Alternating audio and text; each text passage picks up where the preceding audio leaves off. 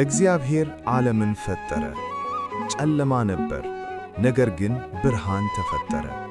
መጀመሪያ ሲሆን ምንም ነገር አልነበረም።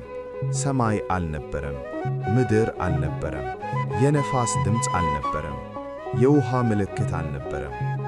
ጨለማ ብቻ ነበር እና ዝምታ ውስጥ የነበረው የእግዚአብሔር መገኘት ብቻ ነበር።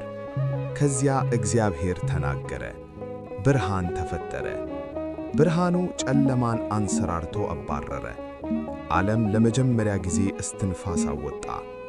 ሰማይ ተከፈተ፣ ውሃ ከውሃ ተለየ፣ መሬት ከጥልቀት ተነሳ፣ ሕይወት በምድር ላይ ተነቃቃ።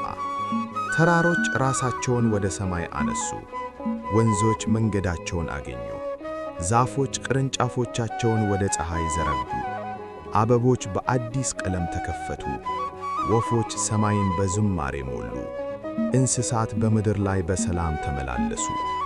እግዚአብሔር ያለቀውን ሁሉ ተመልክቶ መልካም ነው አለ። ከዚያ ከምድር አፈር ሰውን ፈጠረ፣ የሕይወትን እስትንፋስ ነፋበት።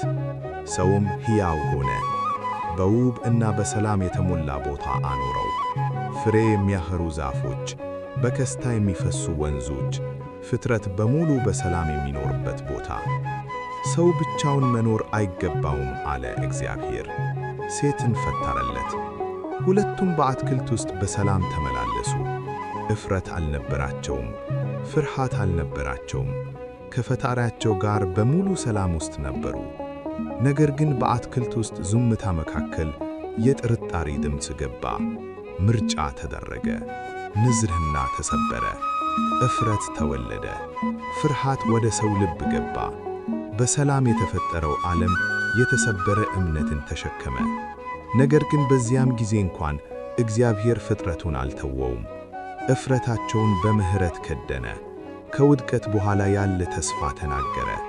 ከአትክልቱ ቢወጡም ከፍቅሩ አልወጡም። ዘፍጥረት ታሪክ የመጀመሪያ ታሪክ ብቻ አይደለም፣ የእግዚአብሔር ልብ ለሰው ያለውን ፍቅር የሚያሳይ ታሪክ ነው። ከስህተት በኋላ ያለ ምሕረት፣ ከሕመም በኋላ ያለ ተስፋ፣ ከመሰበር በኋላ የሚነሳ ብርሃን። ዛሬም ያ እግዚአብሔር ይናገራል፣ ልቦችን በስም ይጠራል፣ ብርሃንን ወደ ጨለማ ያመጣል፣ ከድሮ መጨረሻ አዲስ መጀመሪያ ይፈጥራል። ታሪክህ አልተጠናቀቀም፣ ያለፈው መጨረሻ አይደለም። የዘፍጥረት አምላክ የአዲስ መጀመሪያ አምላክ ነው እና እስካሁን ድረስ ከአፈር ሕይወት እየፈጠረ ነው።